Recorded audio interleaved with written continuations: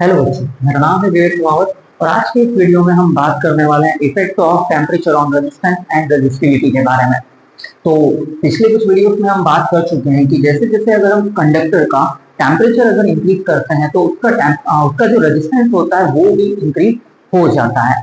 तो इसका क्या कारण है एक बार फिर हम यहाँ पर डिस्कस कर रहे हैं। अगर मैं यहाँ पर एक कंडक्टर ले लूँ तो उस कंडक्टर में होगा क्या, फ्री इलेक्ट्रॉन्स होंगे लेकिन साथ में उसके अंदर बहुत सारे पॉजिटिव आयंस भी होंगे। तो ये जो है फिलहाल मेरे पॉजिटिव आयंस हैं और मैं यहाँ पर फ्री इलेक्ट्रॉन को लेकर चल रहा हूँ। अब होता क्या है कि जैसे जैसे हम कंडक्टर का टेम्परेचर इंक्रीज करते जाते हैं तो कंडक्टर जो है हीट एनर्जी को एब्जॉर्ब करने लगती है। तो इस हीट एनर्जी को एब्जॉर्ब करने से इलेक्ट्रॉन पर कोई इफेक्ट नहीं आता है, इसके ड्रिफ्ट वेलोसिटी पर कोई इफेक्ट नहीं आता है। लेकिन जब ये पॉजिटिव एटम या पॉजिटिव आयन इस हीट एनर्जी को एब्जॉर्ब कर लेते हैं तो इनका जो वाइब्रेशन है उस वाइब्रेशन का एम्पलीट्यूड जो है वो बढ़ जाता है। तो अगर मैं यहाँ पर बात करूं इस पॉजिटिव आयन की तो फिलहाल ये हमारे इस फ्री इलेक्ट्रॉन के पाथ पर एक ऑब्स्टिकल की तरह नहीं आ रहा है, लेकिन अगर इसका वाइब्रेशन कहीं ना कहीं बढ़ जाएगा तो यह पॉजिटिव आयन भी जो है ये वाला हमारे फ्री इलेक्ट्रॉन के पाथ पर आएगा और कहीं ना कहीं हमारे इलेक्ट्रॉन के फ्लो को रजिस्ट करने की कोशिश करेगा और यही रेजिस्टेंस जो है वो बढ़ता चला जाता है इलेक्ट्रॉन के पाथ में। और इसी कारण हम बोलते हैं कि टेम्परेचर बढ़ने के कारण जो कंडक्टर है उसका रेजिस्टेंस जो है वो इंक्रीज होता चला जाएगा। अगर मैं यहाँ पर बात करूं तो ये पॉजिटिव आयन फिलहाल अभी इस फ्री इलेक्ट्रॉन के पाथ पर नहीं है, जैसे ये वाला पॉजिटिव आयन इसके पाथ पर आ रहा है तो ये इसके साथ कोलाइड हो रहा है। लेकिन अगर ये भी इस फ्री इलेक्ट्रॉन के पाथ पर आ जाएगा तो हमारा फ्री इलेक्ट्रॉन जो है इसके साथ भी कोलाइड हो जाएगा। तो कहीं ना कहीं जो नंबर ऑफ कोलिजन है उसे हम इंक्रीज कर रहे हैं, टेम्परेचर को इंक्रीज करता है। तो फिलहाल अगर हम बात करें तो हम इसी इफेक्ट को डिस्कस करने वाले हैं और इसलिए मैं यहाँ पर क्या करने वाला हूँ, मैं सेम मटेरियल के दो कंडक्टर्स का फिलहाल यहाँ पर यूज कर रहा हूँ। तो फिलहाल मान लीजिए कि मेरे पास यह एक कंडक्टर है, इसका अपना लेंथ है और अपना एरिया ऑफ क्रॉस सेक्शन है। तो सपोज मैं यहां पर कंसीडर कर लेता हूं कि ये जो मटेरियल है ये कॉपर है। अब से कॉपर का ही मैं दूसरा कंडक्टर ले रहा हूं लेकिन उसका एरिया ऑफ क्रॉस सेक्शन और लेंथ जो है वो कहीं ना कहीं डिफरेंट है इस पहले वाले कंडक्टर के कंपैरिजन में। तो फिलहाल जैसे मैंने यहाँ पर इसकी लेंथ को इंक्रीज कर दिया है तो यह भी जो कंडक्टर है ये कॉपर मटेरियल का ही है। अब हम एक रिलेशन के बारे में बात करें जो हम लोगों ने प्रीवियस वीडियो में पढ़ा था कि जो रेजिस्टेंस होता है वो इक्वल होता है resistivity into length divided by area के। मतलब अगर मैं कंडक्टर की लेंथ को इंक्रीज कर दूंगा तो जो रेजिस्टेंस है वह भी इंक्रीज हो जाएगा। एरिया ऑफ क्रॉस सेक्शन को अगर मैं कम कर दूंगा तो जो रेजिस्टेंस है वो बढ़ जाएगा। तो यहाँ पर आप देख सकते हैं कि इसकी लेंथ मैंने थोड़ी कम रखी है और इसकी लेंथ जो है वो थोड़ी ज्यादा रखी है। तो इनिशियली अगर मैं बात करूं तो मैं बात कर रहा हूँ टेम्परेचर टी नॉट पर, ये मैं एक इनिशियल टेम्परेचर लेकर चल रहा हूँ इस कंडक्टर का। तो इस टेम्परेचर पर इस कंडक्टर का जो रेजिस्टेंस होगा वो रेजिस्टेंस हो जाएगा आर नॉट। ऐसे कैसे अगर मैं बात करूं इस कॉपर के कंडक्टर का तो इसका टेम्परेचर भी यहाँ पर मैं टी नॉट जो भी इनिशियल टेम्परेचर है वही मैं रख रहा हूं। लेकिन यहाँ पर अगर बात करूं तो इसका भी अपना एक इनिशियल रेजिस्टेंस होगा जिसे मैं बोल रहा हूँ यहाँ पर आर नॉट। तो अब हम क्या करेंगे, इन दोनों कंडक्टर का टेम्परेचर जो है वो 1 डिग्री या मैं बात करूं 10 डिग्री सेल्सियस अगर हम बढ़ा देते तो फिलहाल इसे थोड़ा बेहतर तरीके से समझने के लिए मैं एक सिंपल नंबर यहाँ पर लेकर चल रहा हूं। मान लीजिए कि इन दोनों कंडक्टर्स का जो टेम्परेचर है फिलहाल ये जो टी नॉट है वो है 50 डिग्री सेल्सियस और इनिशियल रेजिस्टेंस अगर मैं इसकी बात करूं तो इसका इनिशियल रेजिस्टेंस है 10 ओम। अब मैं यहां पर क्या कर रहा हूं, मैं इस कंडक्टर का टेम्परेचर जो है वो इंक्रीज कर रहा हूं, मतलब कहीं ना कहीं इसके टेम्परेचर में चेंज लाने की कोशिश कर रहा हूं। तो ये डेल्टा टी जो है वो टेम्परेचर में चेंज को रिप्रेजेंट कर रहा है। तो मैं इस डेल्टा टी की वैल्यू दोनों कंडक्टर के लिए फिक्स्ड लेने वाला हूं। तो सपोज मान लीजिए कि इस टेम्परेचर को मैंने यहाँ पर बढ़ा दिया है 10 डिग्री सेल्सियस। तो होगा क्या कि जो हमारा कंडक्टर है उसका टेम्परेचर इंक्रीज होकर हो जाएगा यहाँ पर T सब स्मॉल t, मतलब 50 degree plus 10 degree Celsius is equals to 60 degree Celsius. तो 60 डिग्री सेल्सियस जो है हमारे कंडक्टर का इस वाले कंडक्टर का टेम्परेचर हो चुका है। तो अभी अगर मैं यहाँ पर 10 ओम की इनिशियल रेजिस्टेंस को लेकर चल रहा हूँ तो टेम्परेचर इंक्रीज करने से होगा क्या कि इसका जो रेजिस्टेंस है वह भी कहीं ना कहीं बड़ा होगा। तो मैं यहाँ पर कंसिडर कर लेता हूँ कि इसके रेजिस्टेंस में जो चेंज आया इस टेम्परेचर को डेल टी इंक्रीज करने के बाद, तो उसका टेम्परेचर जो है मैं यहाँ पर ले लेता हूँ। मान लीजिए कि यहाँ पर 1 ओम जो है इसका रेजिस्टेंस बढ़ चुका है, तो मतलब मुझे एक नया रेजिस्टेंस मिल रहा है 60 डिग्री सेल्सियस पर, वो हो जाएगा आर सब टी। और टोटल अगर मैं बात करूं यहाँ पर आर सब टी की तो वो हो जाएगा यहाँ पर 11 डिग्री सेल्सियस। तो पहली चीज तो ये कि हम यहाँ पर इसे कोई डिराइव नहीं कर रहे हैं, क्योंकि ये जनरली अगर हम बात करें तो फिलहाल हम इसे डिफाइन करने की कोशिश कर रहे हैं। तो अब ऐसे कैसे अगर बात करूं तो मैंने जैसे बोला कि मैं यहाँ पर सेम टेम्परेचर जैसे मैंने इस कंडक्टर का बढ़ाया है वैसे के वैसे सेम टेम्परेचर में ये वाले कंडक्टर का भी बढ़ा रहा हूँ। तो इसका भी मैं अगर 10 डिग्री सेल्सियस टेम्परेचर बढ़ाकर इंक्रीज कर दूं तो फिलहाल इसका टेम्परेचर अगर मैं बात करूं तो मैं वही फिक्स ले रहा हूँ 50 डिग्री सेल्सियस, और मैंने इसे इंक्रीज कर दिया है 10 डिग्री सेल्सियस। तो होगा क्या, इसका जो टेम्परेचर है वो इंक्रीज हो जाएगा, जिसे मैं टी सब से रिप्रेजेंट कर रहा हूँ, मतलब 60 डिग्री सेल्सियस। तो जैसे हम बात करें यहाँ पर इस रिलेशन की, तो यहाँ पर आप देख सकते हैं कि ये जो कंडक्टर की लेंथ है इसके कंपैरिजन में इस कंडक्टर की लेंथ जो है वो और ज्यादा है। ज्यादा होने से होगा क्या कि जो रेजिस्टेंस होगा इनिशियल रेजिस्टेंस वो इस कंडक्टर का इस कंडक्टर के कंपैरिजन पर कहीं ना कहीं ज्यादा होगा। तो फिलहाल अगर मैं बात करूं तो इसका इनिशियल रेजिस्टेंस मैं कंसीडर कर लेता हूं यहाँ पर 12 ओम। एक सिंपल नंबर लेकर चल रहे हैं, मैं इसे कंसीडर कर लेता हूँ 20 ओम। अब डेल्टा टी टेम्परेचर पर जो रेजिस्टेंस है वो कुछ ना कुछ तो इंक्रीज हुआ होगा, तो मैं यहाँ पर उस चेंज इन रेजिस्टेंस को रिप्रेजेंट करने वाला हूँ डेल आर से। तो फाइनली जो मुझे इस कंडक्टर का इंक्रीज द टेम्परेचर एक बढ़ा हुआ टेम्परेचर मिल जाएगा वो हो जाएगा आर सब टी। तो फिलहाल अगर हम बात करें तो लेंथ ज्यादा है इस कंडक्टर की कंपैरिजन में, और 10 डिग्री सेल्सियस टेम्परेचर बढ़ाने पर अगर ये 1 ओम बढ़ा है तो मैं ये मान सकता हूँ कि इस कंडक्टर का 10 डिग्री सेल्सियस पर रेजिस्टेंस इस 1 ओम रेजिस्टेंस से ज्यादा ही रहा होगा। तो मैं यहाँ पर इसे कंसिडर कर लेता हूँ, मान लेते हैं कि ये 2 ओम है। तो होता क्या है कि 22 ओम जो है मुझे इस कंडक्टर का रेजिस्टेंस मिल रहा है। अब यहाँ पर गौर करने वाली बात यह है कि टेम्परेचर मैंने इनिशियल दोनों का सेम रखा था, मैंने टेम्परेचर में जो चेंज किया दोनों में 10 डिग्री सेल्सियस का ही चेंज किया, लेकिन इस कंडक्टर में सेम कॉपर मटेरियल होने के कारण फिर भी इसका जो रेजिस्टेंस बढ़ा वो 1 ओम बढ़ा, और इस कंडक्टर का रेजिस्टेंस जो है वो 2 ओम बढ़ा है। मतलब एक ही मटेरियल का कंडक्टर लेकिन साइज और शेप में डिफरेंट होने के कारण रेजिस्टेंस में चेंज जो आया वो भी डिफरेंट आया है। तो इसी बात को लेकर मैं यह चीज को जरूर कह सकता हूं कि जो चेंज इन रेजिस्टेंस है, हम बात कर रहे हैं यहाँ पर इस चेंज इन रेजिस्टेंस की, जो यहाँ पर 1 ओम हो गया है और यहाँ पर 2 ओम हो गया है। तो यह चेंज इन रेजिस्टेंस जो है कंडक्टर के इनिशियल रेजिस्टेंस पर डिपेंड करता है। और यहाँ पर अगर मैं बात करूं तो मैं यहाँ पर लिख देता हूँ कि जो चेंज इन टेम्परेचर है उसको मैंने यहाँ पर कांस्टेंट रखा है, फिक्स्ड रखा है, ऐसे मैं यहाँ पर लिख देता हूँ कि इसको मैंने फिक्स्ड कर दिया है। तो ये तो हो गया हमारा पहला इफेक्ट। और फिलहाल इसको जनरली अगर मैं बात करूं तो मैं एक इक्वेशन नंबर दे देता हूं, इसे मैं फिलहाल इक्वेशन फर्स्ट बोल रहा हूं। तो ये था कंडक्टर के इनिशियल रेजिस्टेंस का इफेक्ट चेंज इन रेजिस्टेंस पर। मतलब कंडक्टर का इनिशियल रेजिस्टेंस जितना ज्यादा होगा तो उस कंडक्टर में होने वाला रेजिस्टेंस में चेंज वह भी बहुत ज्यादा हो जाएगा। अब सेम मैं यहाँ पर क्या कर रहा हूँ, मैं फिर 2 कंडक्टर लेकर चल रहा हूँ, और इस बार अब हम क्या करने वाले हैं, इस रेजिस्टेंस को फिक्स करने वाले हैं। या तो मैं यहाँ पर बात करूं तो मैं अब टेम्परेचर में चेंज के साथ देखने वाला हूं कि चेंज इन रेजिस्टेंस जो है इसमें क्या मुझे एक डिफरेंस देखने को मिलेगा। तो फिलहाल मैं यहाँ पर क्या कर रहा हूं, मैं 2 कंडक्टर ले रहा हूं। तो ये मेरा फर्स्ट कंडक्टर हो गया और ये जो है मेरा सेकंड कंडक्टर हो गया है।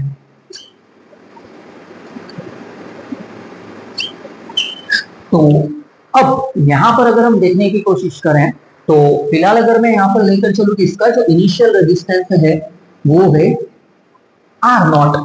आर नॉट जो है वो इनिशियल रेजिस्टेंस है इस कंडक्टर का, और इस कंडक्टर को मैं नाम देता हूं कि सपोज ये कंडक्टर जो है वो कॉपर का है। और इसी की तरह अगर मैं बात करूं कि ये कंडक्टर जो है वो आयरन का कंडक्टर है, तो इसका अपना एक इनिशियल रेजिस्टेंस है। ऐसे कैसे अगर हम बात करें तो इस कंडक्टर का भी अपना एक अलग इनिशियल रेजिस्टेंस है। अब मैं यहाँ पर क्या कर रहा हूं, फिलहाल देखने की कोशिश करूं तो मैं जो है टेम्परेचर में चेंज लाऊंगा। जैसे यहाँ पर चेंज इन टेम्परेचर को मैंने फिक्स्ड रखा है, लेकिन अब मैं इसे फिक्स नहीं करने वाला हूँ, मैं दोनों कंडक्टर के लिए इसे डिफरेंट डिफरेंट करने वाला हूँ। तो फिलहाल अगर मैं बात करूँ थोड़ा और इजी करने के लिए, जैसे मैं इसे कॉपर का ही कंसिडर कर लेता हूँ। जैसे ये कॉपर का है, जैसे ये भी जो है कॉपर का कंडक्टर है। अब होगा क्या, इसका दोनों कंडक्टर का अपना एक इनिशियल रेजिस्टेंस होगा, एक टी नॉट टेम्परेचर, एक इनिशियल स्टार्टिंग टेम्परेचर पर। अगर मैं इस कंडक्टर का टेम्परेचर जो है वो चेंज कर देता हूं और इसका भी मैं कंडक्टर का टेम्परेचर जो है वो चेंज कर रहा हूं, तो यहां पर मैं चेंज क्या कर रहा हूं, मैं यहाँ पर ये कर रहा हूँ कि ये जो टेम्परेचर है फिलहाल 50 डिग्री सेल्सियस है, इस 50 डिग्री सेल्सियस से इस टेम्परेचर को बढ़ाकर मैं कर रहा हूँ यहाँ पर 10 डिग्री सेल्सियस। तो 10 डिग्री सेल्सियस टेम्परेचर बढ़ेगा तो इसका जो रेजिस्टेंस है उसमें भी कहीं ना कहीं चेंज होगा, और चेंज होकर ये जो रेजिस्टेंस है इस कंडक्टर का वो और बढ़ जाएगा, जिसे मैं यहाँ पर फिर से आर सब पी से रिप्रेजेंट कर रहा हूँ। तो फिलहाल वही वैल्यू ले लेते हैं कि ये जो है 10 ओम है, और ये जो मैं चेंज ला रहा हूँ 10 डिग्री सेल्सियस बढ़ाकर, तो इसका रेजिस्टेंस जो है वो 1 ओम इंक्रीज हो चुका है। तो होगा क्या कि जो हमारा न्यू रेजिस्टेंस है इस इंक्रीज टेम्परेचर पर वो इंक्रीज होकर हो जाएगा 11 ओम। अब यहां पर मैं बात करूं तो टेम्परेचर जो है हमने इनिशियली तो 50 डिग्री सेल्सियस कंसिडर किया, लेकिन अब जो है इस चेंज इन टेम्परेचर को मैं 10 डिग्री सेल्सियस ना रखते हुए थोड़ा और बढ़ा रहा हूं। मान लेते हैं कि ये जो टेम्परेचर है वो मैं कर रहा हूँ 20 डिग्री सेल्सियस। तो ऑब्वियसली अब टेम्परेचर जो है वो और ज्यादा बढ़ चुका है, तो ऑब्वियसली जो रेजिस्टेंस होगा कंडक्टर का वो कहीं ना कहीं और ज्यादा बड़ा होगा। अगर 10 डिग्री सेल्सियस पर अगर मुझे 1 ओम का चेंज दिख रहा है, तो 20 डिग्री सेल्सियस पर यही रेजिस्टेंस में चेंज जिसे हम डेल आर से रिप्रेजेंट कर रहे हैं ये कहीं ना कहीं और बड़ा होगा। मतलब जो रेजिस्टेंस पहले 10 ओम था वो अब 2 ओम जो है 20 डिग्री सेल्सियस बढ़ने के कारण और ज्यादा बढ़ चुका है। मतलब ये जो वैल्यू है मेरे लिए हो गई है 12 ओम, जो मेरा इस T naught plus del T मतलब T sub T degree Celsius temperature पर मिलने वाला रेजिस्टेंस है। तो कहीं ना कहीं अगर हम बात करें, अगर हम कंडक्टर के रेजिस्टेंस को फिक्स्ड कर दें और टेम्परेचर में अगर हम चेंज लाने की कोशिश करेंगे, तो टेम्परेचर में जो चेंज होगा वह भी चेंज इन रेजिस्टेंस को अफेक्ट करेगा, कहीं ना कहीं उसे चेंज करने में मदद करेगा। तो इसी बात से लेकर मैं फर्स्ट इक्वेशन जैसे इस केस के लिए बनाई है, ऐसे ही इस केस के साथ अगर मैं सेकंड इक्वेशन बनाऊं तो चेंज इन टेम्परेचर के साथ है, और यहाँ पर साफ दिख रहा है कि वो डायरेक्टली प्रोपोर्शनल है कि टेम्परेचर अगर बढ़ रहा है तो रेजिस्टेंस जो है वो बढ़ रहा है। तो ये जो चेंज इन रेजिस्टेंस हो जाएगा वो डायरेक्टली प्रोपोर्शनल हो जाएगा चेंज इन टेम्परेचर के। इसे मैं फिलहाल इक्वेशन नंबर सेकंड दे देता हूं। तो अगर मैं इक्वेशन फर्स्ट को और इक्वेशन सेकंड को आपस में अगर कंबाइन कर दूं तो मुझे जो न्यू एक्सप्रेशन मिलेगी वो कुछ इस तरीके की होगी। तो जो चेंज इन रेजिस्टेंस है डेल आर, तो फर्स्ट इक्वेशन से वो इनिशियल रेजिस्टेंस के डायरेक्टली प्रोपोर्शनल है, और सेकंड चेंज इन टेम्परेचर के डायरेक्टली प्रोपोर्शनल है। तो फिलहाल जो है ये प्रोपोर्शनैलिटी साइन को अगर मैं हटाकर, इस प्रोपोर्शनैलिटी साइन को अगर मैं यहाँ से हटा दूं और हटाने के बाद इक्वल करके इन दोनों साइड को बैलेंस करूं, तो मुझे यहाँ पर एक कोएफिशिएंट टर्म मिलती है जिसे मैं यहाँ पर अल्फा से रिप्रेजेंट कर रहा हूँ, और बाकी टर्म एज इट इज ऐसी ही रहेगी। तो ये जो अल्फा है, इस अल्फा की वैल्यू जो है वो हो जाती है, तो अल्फा को मैं इक्वल के इस तरफ ही रख रहा हूँ, और ये जो दो टर्म है इन्हें इक्वल के इधर लेकर जा रहा हूँ, तो ये टर्म जो है वो डिवाइड में चली जाएगी डेल आर के, तो del R divided by R naught del T. तो फाइनली अगर हम बात करें तो ये जो है अल्फा मुझे यहाँ पर मिल गया, और इस अल्फा की अगर बात करूं तो ये अल्फा हो जाता है, here alpha is called temperature coefficient of resistance. तो ये जो अल्फा है इसे हम कहते हैं टेम्परेचर कोएफिशिएंट ऑफ रेजिस्टेंस। मतलब इसका मतलब ये होता है कि पर डिग्री सेल्सियस पर अगर मैं पर डिग्री सेल्सियस के साथ टेम्परेचर में चेंज करूं, तो उस टेम्परेचर में जो चेंज होगा उसके कंपैरिजन में कंडक्टर के रेजिस्टेंस में कितना चेंज होगा, उसी चेंज को रिप्रेजेंट करता है यह अल्फा, जिसे हम बोलते हैं टेम्परेचर कोएफिशिएंट ऑफ रेजिस्टेंस। तो ये अल्फा की अगर हम बात करें तो रेजिस्टेंस और रेजिस्टिविटी दोनों के लिए इसकी वैल्यू जो रहेगी वो फिक्स्ड रहेगी, उसमें किसी भी टाइप का चेंज नहीं आएगा। अगर हम इसकी यूनिट की बात करें तो आप देख सकते हैं ये डेल आर है, इसकी यूनिट जो है वो है ओम। ये आर नॉट रेजिस्टेंस है, इसकी यूनिट है ओम। और टेम्परेचर की अगर बात करें तो टेम्परेचर की अगर मैं केल्विन यूनिट ले लेता हूँ ऐसा यूनिट, तो ये ओम से ओम कैंसिल होने के बाद अगर ये केल्विन ऊपर चला जाएगा न्यूमरेटर में तो केल्विन इनवर्स, मतलब कहीं ना कहीं अगर हम बात करें तो पर डिग्री टेम्परेचर जो है पर डिग्री सेल्सियस या केल्विन में पर केल्विन पर जो चेंज टेम्परेचर में हम कर रहे हैं पर डिग्री सेल्सियस, वही चेंज रेजिस्टेंस में कितना आ रहा है उस 1 डिग्री सेल्सियस में चेंज होने के कारण, और उसी को रिप्रेजेंट जो है करता है ये हमारा अल्फा। अब यहीं से अगर हम बात करें तो अल्फा की वैल्यू तो फिलहाल आ गई है, लेकिन अगर मैं इसको हमारे इंक्रीज्ड रेजिस्टेंस आर टी के साथ अगर रिलेट करने की कोशिश करूंगा तो होगा क्या। तो फिलहाल मैं यहाँ से क्या कर रहा हूँ, ये जो एक्सप्रेशन है R naught plus del R equals to R T, इसे मैं यहाँ से उठा कर लेता हूँ। तो जो इक्वेशन हो जाएगी वो हो जाएगी R T is equals to R naught plus del R. और डेल आर की अगर मैं यहाँ पर बात करूँ तो इसे मैं इक्वेशन नंबर 3 फिलहाल दे देता हूँ। और इक्वेशन 3 से जो है मैं इस डेल आर की वैल्यू यहाँ पर अगर पुट कर दूं तो मेरी जो एक्सप्रेशन है वो कुछ इस तरीके से हो जाएगी R naught plus alpha R naught del T. अब नेक्स्ट एक्सप्रेशन में अगर बात करूं तो अगर मैं इस आर नॉट को कॉमन ले लूं, अगर मैं इसे कॉमन ले लूं तो हमारी जो एक्सप्रेशन है वो कुछ इस तरीके से बनती हुई आगे बढ़ती चली जाएगी। वो हो जाएगी आर सब टी। इस आर नॉट को मैं यहां से कॉमन ले रहा हूं तो यहां पर बच रहा है 1 प्लस अल्फा डेल टी।